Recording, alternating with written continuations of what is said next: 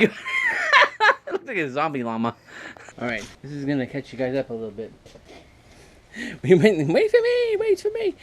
We went to the store to see if we can find a doll. We couldn't find anything that would actually work. But in our searchings, we actually found these on sale. They got a cool netting over this one, protecting the speaker and wires. This is all one big company here, this one. Look at the joints on that thing though. For a singing goose, that's pretty complex. It's not even bending up here, but it looks like it could. Alright, this big black box Yeah? is just a speaker. You can take this off. Yeah. Ken and I have a new mission. We've been toying around with taking apart some of those animatronic stuffed animals you give to people for Valentine's Day or graduation or get well, feel better and all that stuff. And we come across one particular brand and we cracked one open and it is creepily, eerily like a Chestburster. Ken made a joke of it being a battery operated Chestburster for a walk around kind of just at a convention thing. And it's honest to God too phenomenally perfect to not do this. It's gonna take a little bit of work, but okay, we have freaking Chestbursters. Alright, we got two of the geese. And the way these things turn, it's beautiful. It's a freaking Chestburster without a question. Well, it will be when we're done with it. Alright, we just got back from the store. We got two more of these, Goose and the Gander. Magically musical, oh so moving. Because this, inside, looks like this.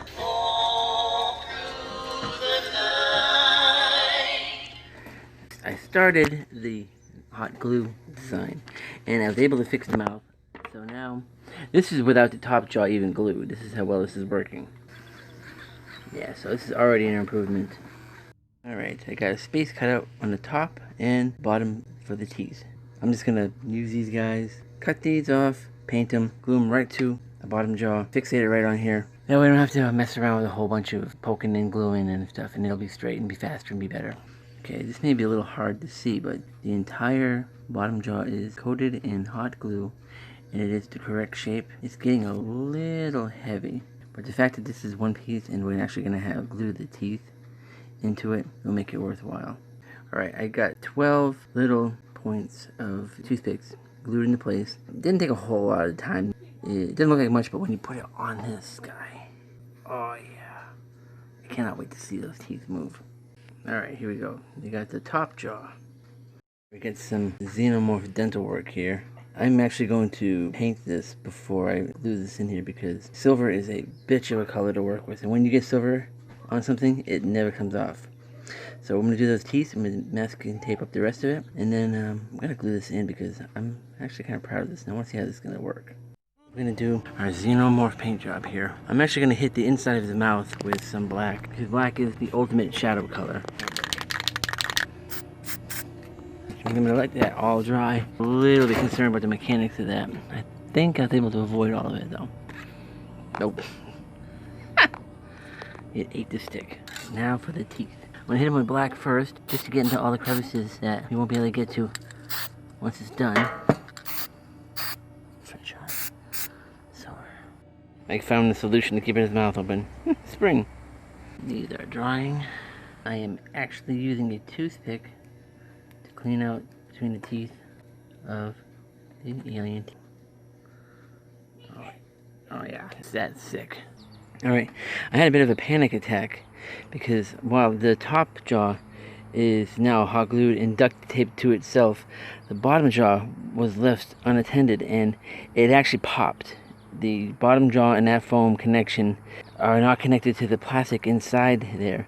But what I realized is that is actually a happy accident because instead of having the plastic jaws glued and fixated to it, it made a pocket, and that's how the original animatronic was done.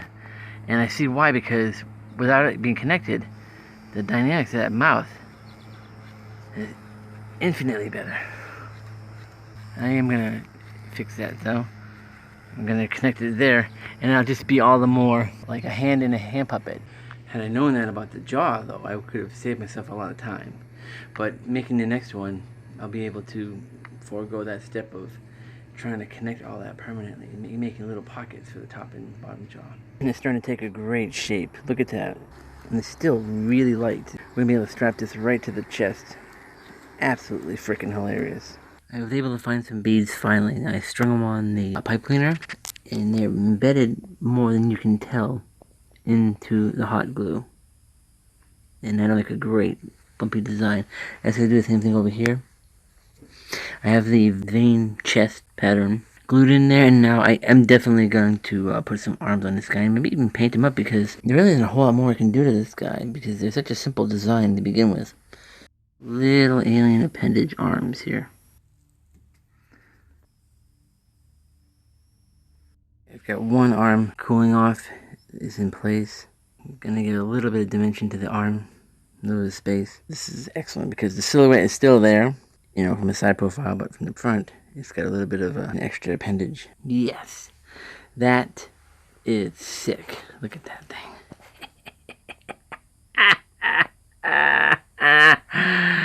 Oh, I can't wait to paint it.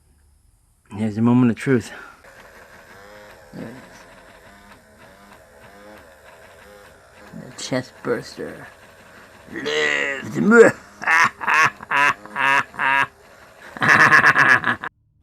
Here's the finished paint job without the blood.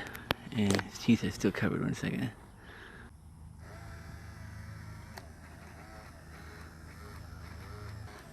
There it is. Oh my gosh, he's insane looking. You need some blood.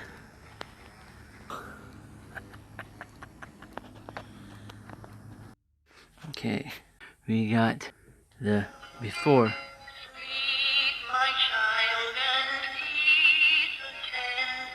You get the inside skeleton and our finished product.